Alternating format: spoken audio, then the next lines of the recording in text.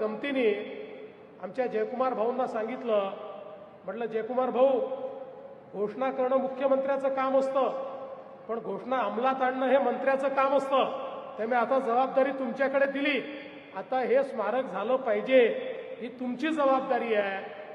मला अतिशय आनंद आहे की जयकुमार भाऊंनी रेकॉर्ड स्पीडमध्ये याचं सगळं काम या ठिकाणी पूर्ण केलं. आम्ही त्यांच्या पाठीशी होतो. मी असेल, एकनाथराव शिंदेजी असतील, अजितदादा असतील, आम्ही सगळे आम्ही सांगितलं तुम्ही पुढे व्हा, आम्ही तुमच्या पाठीशी आहोत.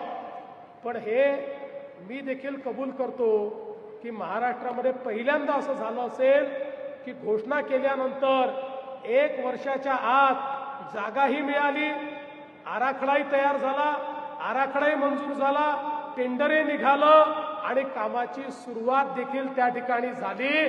असं यापूर्वी कधी घडलं नव्हतं.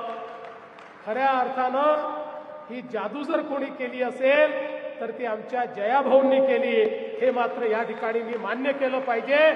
ग्रामविकास मंत्री म्हणून जी जबाबदारी जयाभाऊंना आम्ही दिली, त्या जबाबदारीला सार्थ अशा प्रकारचं कार्य हे त्यांनी करून दाखवलंय.